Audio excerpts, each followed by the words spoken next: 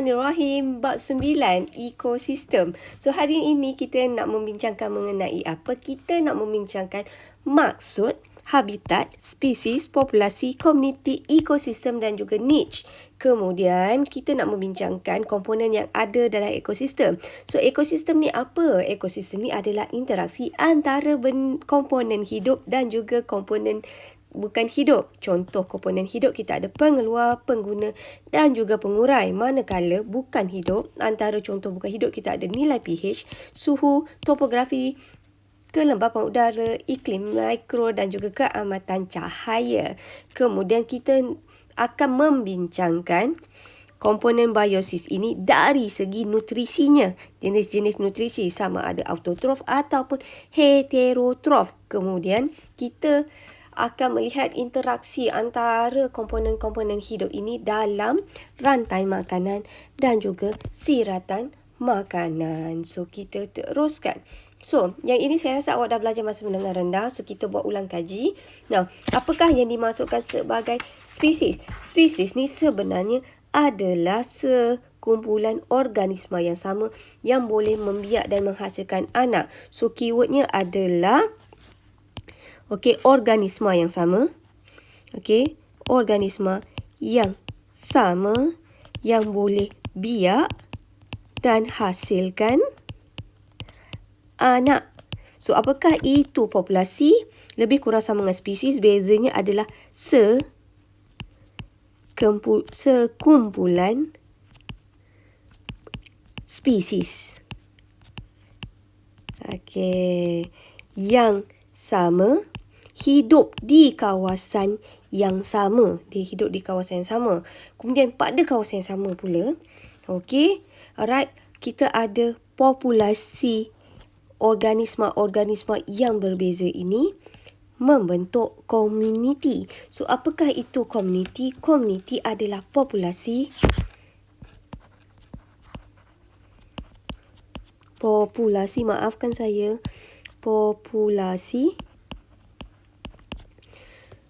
spesies saya ambil spesies saja. Spesies yang berbeza. Ni berbeza so itu adalah komuniti. So, dia adalah populasi spesies yang berbeza. Kemudian, apakah itu ekosistem? Ekosistem sebenarnya adalah interaksi antara komponen hidup, which is kita kenali dia sebagai biosis. Dan satu lagi adalah abiosis. So apakah itu ekologi? Ekologi adalah kajian tentang interaksi antara organisma hidup ni dengan organisma hidup yang lain dan juga dengan persekitarannya. So, kalau kita kata ekologi ada kaitan dengan komponen biosis dan juga abiosis. So, yang ini adalah definisi untuk habitat, spesies, populasi, komuniti dan juga ekosistem yang awak boleh lihat dalam buku teks awak pada muka surat 170. Last sekali. Yang ini nombor 6, niche itu apa? Adalah peranan sesuatu organisma dalam ekosistem, merangkumi tingkah laku serta interaksi dengan komponen biosis dan abiosis. So, kita ada dua jenis niche. Kita ada niche ekologi dan juga niche spesies. Niche ekologi adalah peranan sesuatu spesies dalam persekitarannya.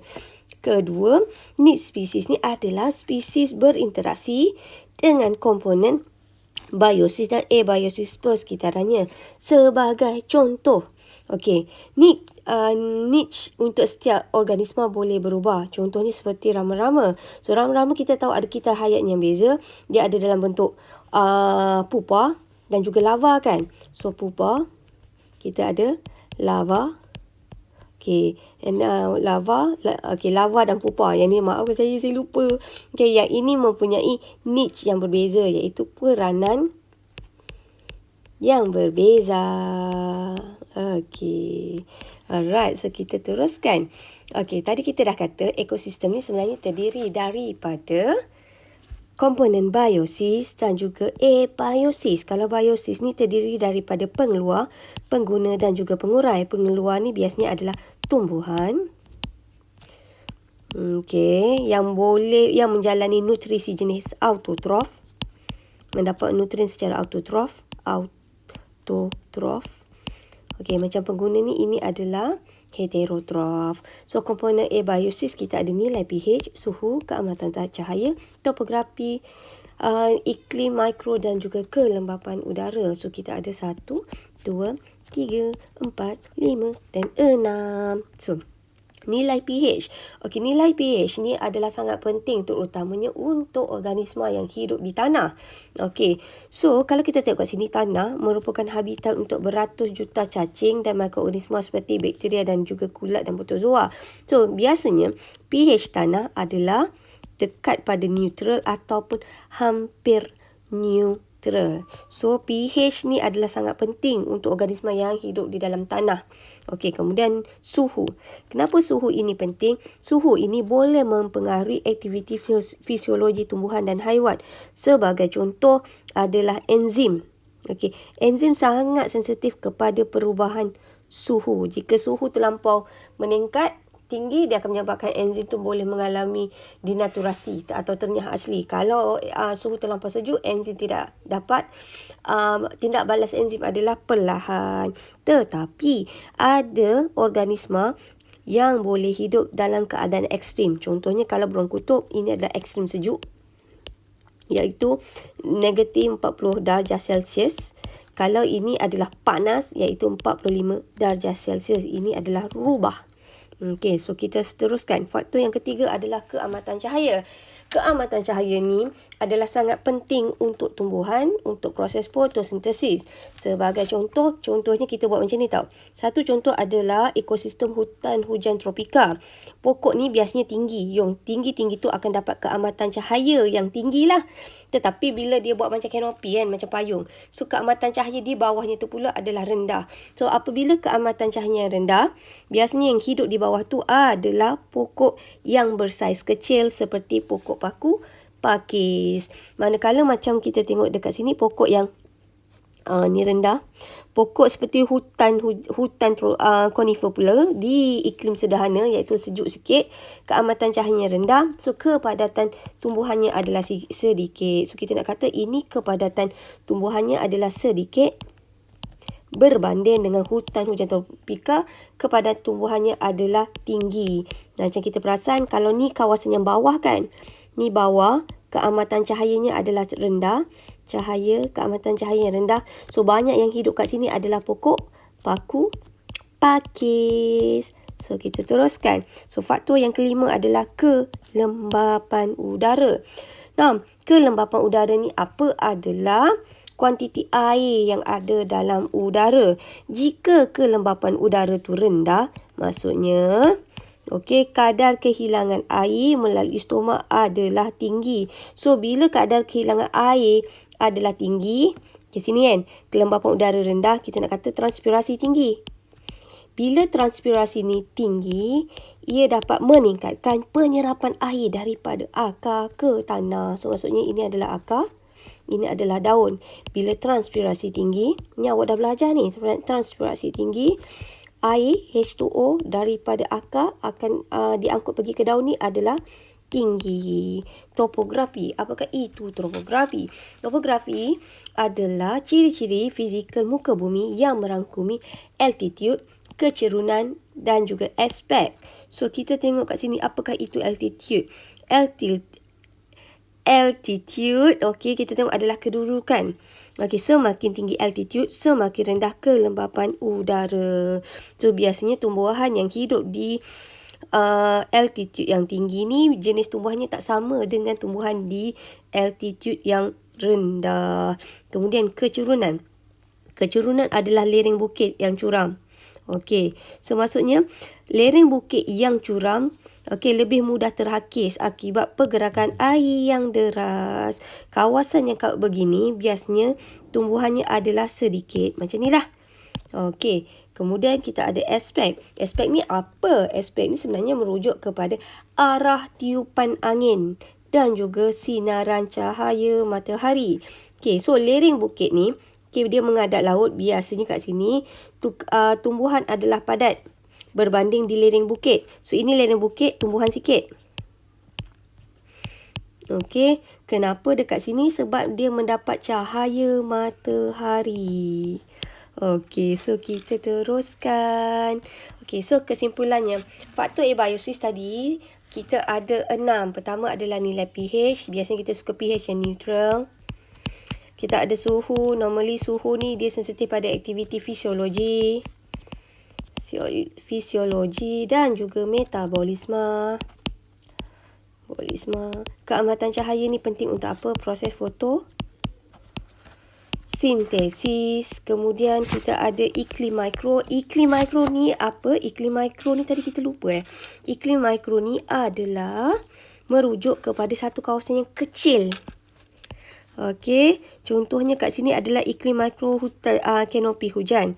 Iklim mikro bergantung kepada suhu, kelembapan, keamatan cahaya, keseimbangan haba, tekanan atmosfera, sejatan air dan keupayaan tanah menakung air. Okey, so ini adalah satu kawasan yang kecil, so kita panggil dia sebagai iklim mikro. Okey, now kelembapan udara. Tadi kita kata kelembapan udara ni apabila kelembapan udara rendah, transpirasi adalah tinggi.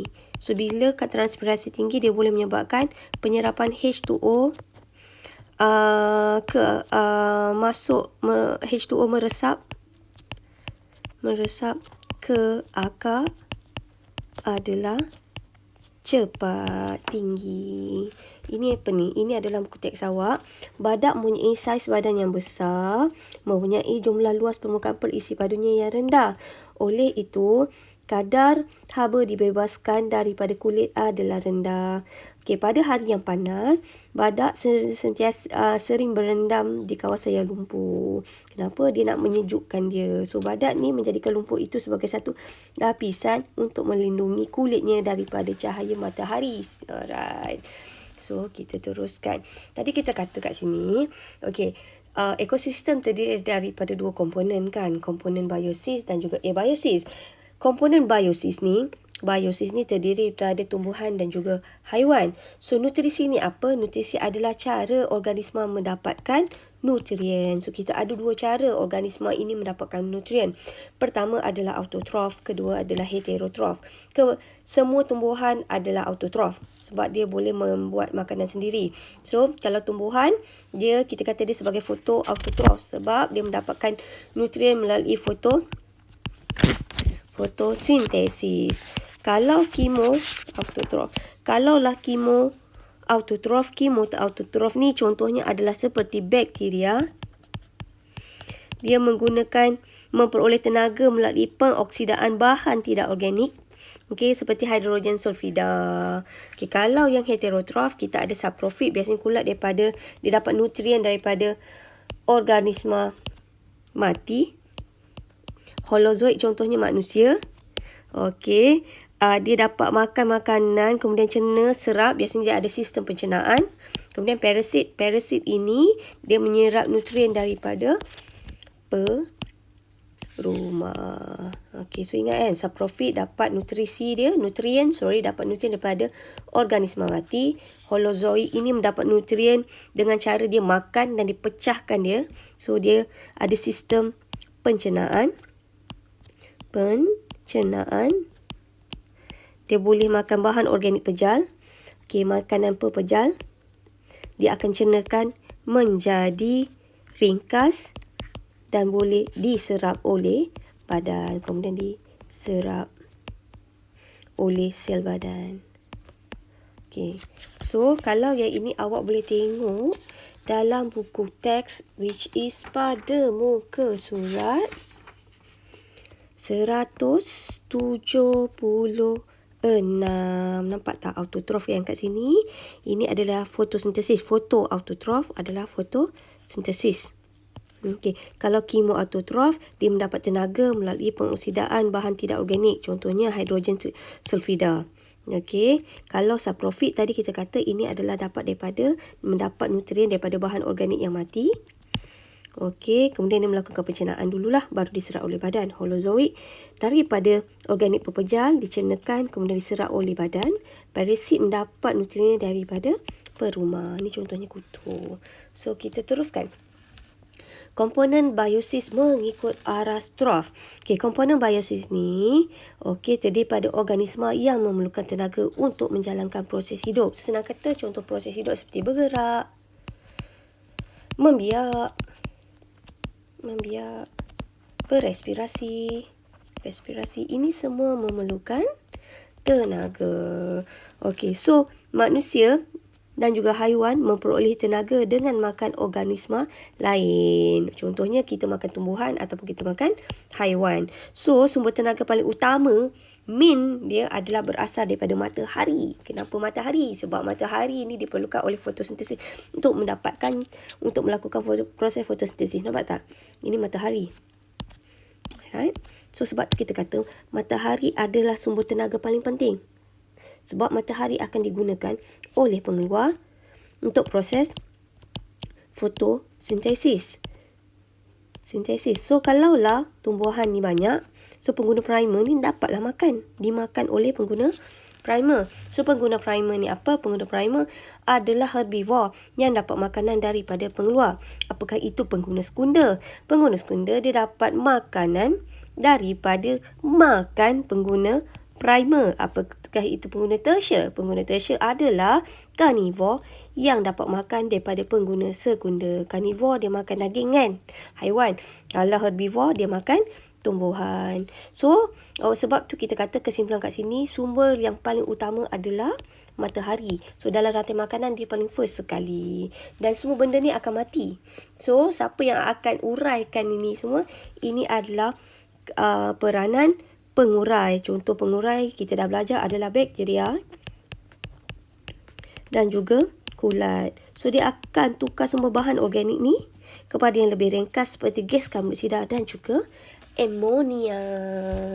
So kita nak analisis rantai makanan, pengaliran tenaga dalam rantai makanan. So organisma di dalam sesebuah ekosistem saling berinteraksi antara satu sama lain membentuk satu hubungan pemakanan yang kita panggil sebagai rantai makanan. So rantai makanan ni adalah hubungan.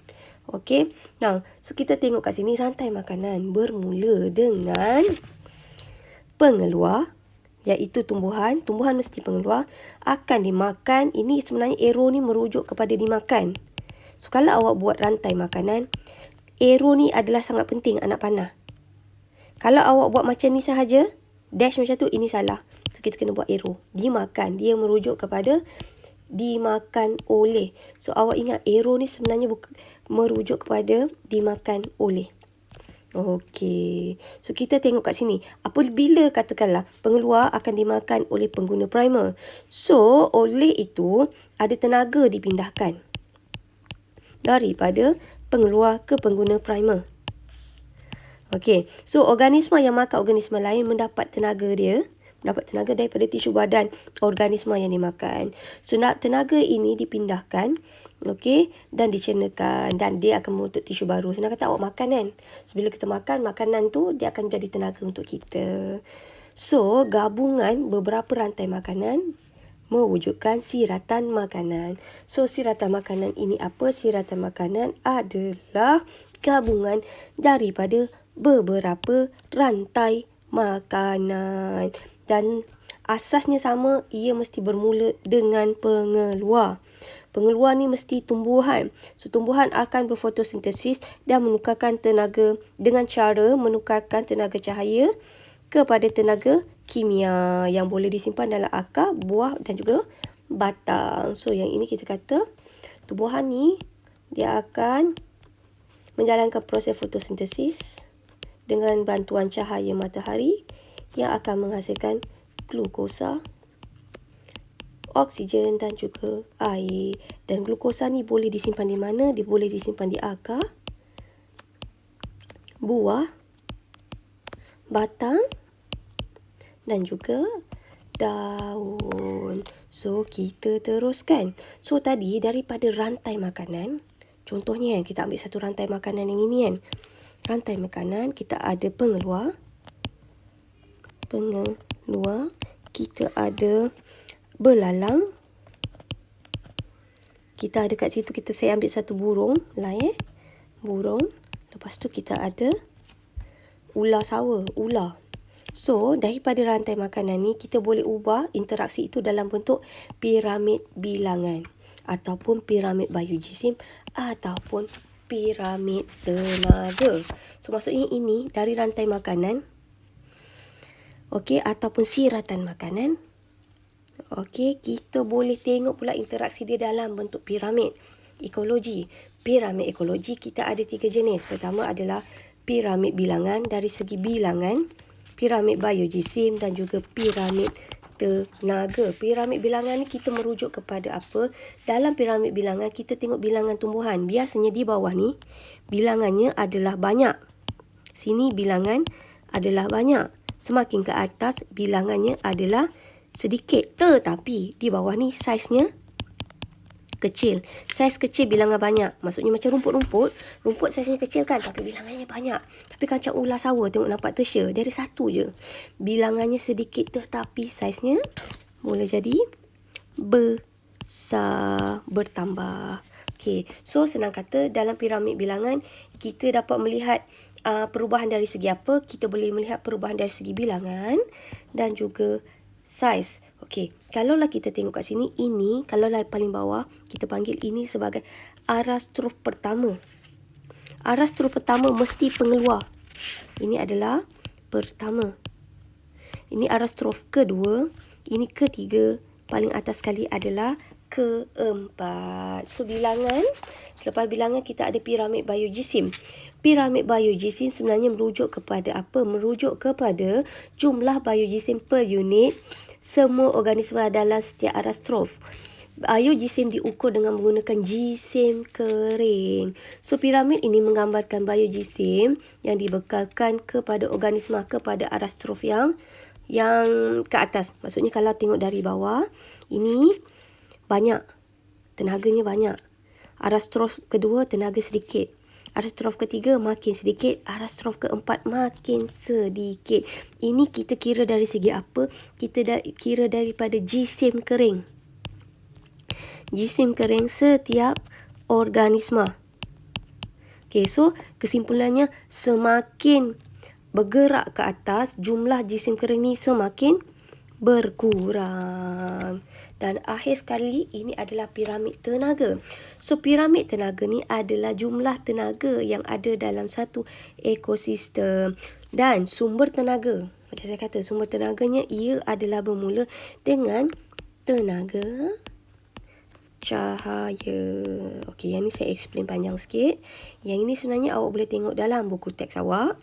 Okay, ini ada dalam buku teks piramid bilangan. Piramid biojisim pun sama. Ini merujuk kepada jisim kering tadi kita kata. Jisim kering. Kalau bawah ni jisim keringnya adalah tinggi. Makin ke atas jisim kering makin berkurang. Dan akhir sekali piramid yang ketiga adalah piramid tenaga.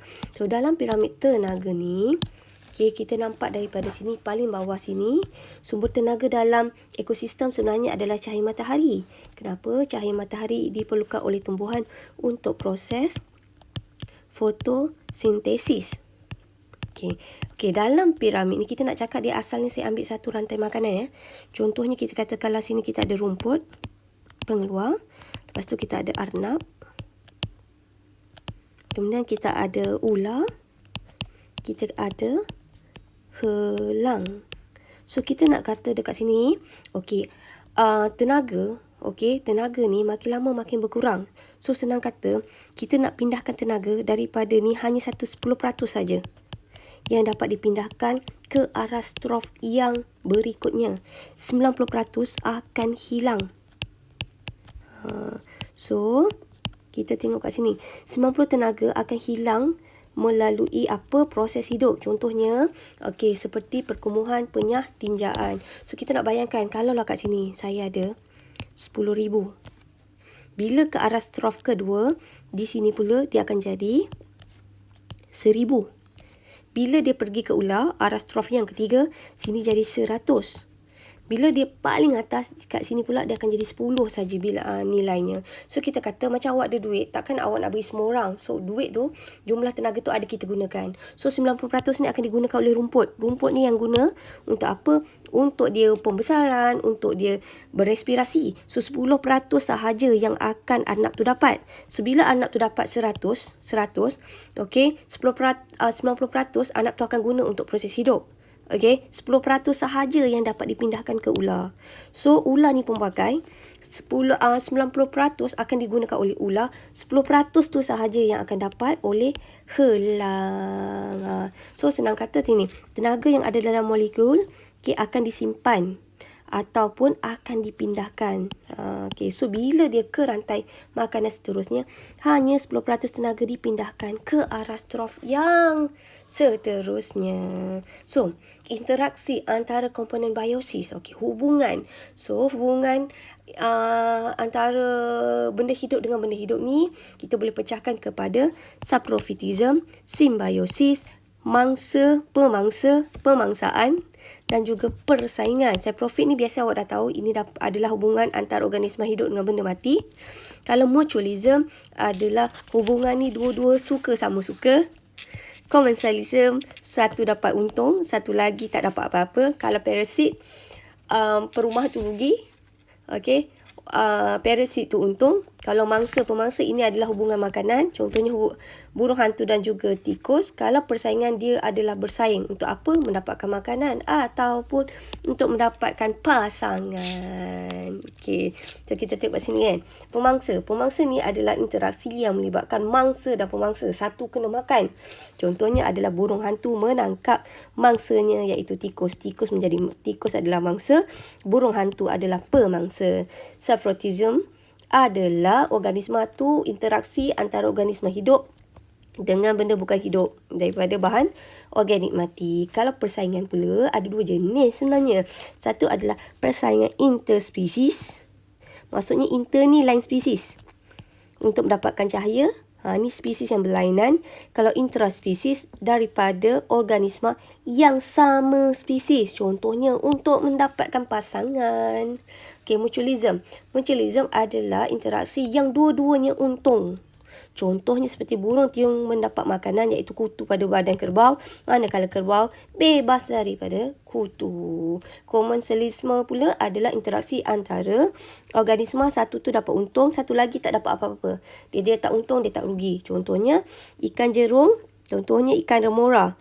Okay, ikan remora dengan ikan jerung. So, ikan jerung ni tak rugi apa-apa. Tetapi ikan remora ni mendapat makanan daripada sepelihan daripada ikan jerung. Kalau parasit ni, satu untung, satu rugi. Perumah rugi. Okay, sebab memudaratkan. Parasit untung. Contohnya adalah cacing pita. Iaitu parasit yang ada pada usus manusia. Dia menyerap nutrien. Tetapi parasit biasanya tidak akan bunuh perumah. Sebab bila perumah mati, dia pun akan mati. Alright. So, itu sahaja dahulu untuk subtopik 9.1. Okay. So, praktis formatif. Kita buat latihan sedikit lah. Praktis formatif 9.1. Apakah maksud spesies, populasi, komuniti? Okay, maksud dia ni tadi kita dah kata, sebuah organisma serupa yang boleh membiak menghasilkan anak. Apakah itu populasi? Spesies yang sama. Sekumpulan spesies yang sama. Yang duduk dalam satu habitat. Keywordnya mesti habitat yang sama. Okay, so itu panggil sebagai populasi. Komuniti ni apa? Adalah populasi. Okay, populasi yang berbeza yang duduk dalam satu tempat. So, beberapa organisma daripada populasi yang berbeza. Ni organisma dari populasi berbeza ni. Populasi berbeza. So, dalam sebuah ekosistem, komponen biosis saling berinteraksi antara satu sama lain. Dan juga berikan dengan faktor persekitaran. Okay, berikan satu contoh interaksi yang berlaku di padang rumput. Okay. So, padang rumput ni, contohnya kalau kita ambil satu padang rumput, okay, komponen biosisnya adalah interaksi antara biosis dan biosis. belalang makan rumput, dua-dua benda hidup, ataupun burung makan belalang. Kalau komponen biosis dengan abiosis, rumput menyerap air tanah. Ini interaksi tau. Kalau interaksi antara benda hidup, belalang makan rumput atau burung makan belalang, ni pemangsa kan. Kalau interaksi antara biosis dengan abiosis, rumput menyerap air ataupun rumput menyerap tenaga cahaya matahari untuk proses fotosintesis. Kemudian soalan nombor 3. Bagaimanakah faktor aspek mempengaruhi taburan organisma dalam ekosistem? Tadi kita kata aspek adalah tiupan angin dan sinaran matahari. So, lereng bukit menerima hujan dan cahaya matahari yang lebih banyak. So, bila lebih banyak cahaya matahari dan juga cahaya matahari dan juga hujan, so tumbuhan lebih banyak. Kalaulah hujan sikit, cahaya matahari sikit, tumbuhan jadi sedikit. Kemudian nombor 4. Piramid bilangan menunjukkan hubungan antara arah strof dengan bilangan dan juga saiz organisma serta nilai tenaga yang dipindahkan. Jelaskan hubungan antara arah strof dengan bilangan organisma. Ini tadi kita dah cakap macam ni kan. Kalau paling bawah ni kita panggil arah strof pertama, arah strof kedua, ketiga, keempat. Pertama ni mesti tumbuhan pengeluar kan. So, semakin tinggi arah strof, okey, semakin jumlah dia, semakin sedikit bilangan organisma. Okey, kemudian jumlah biojisimnya juga semakin berkurang. Nilai tenaga juga semakin berkurang. Maksudnya semakin ke atas, bilangan organisma kurang. Biojisim perkawasan juga adalah kurang. Nilai tenaga juga adalah kurang. So, akhir sekali.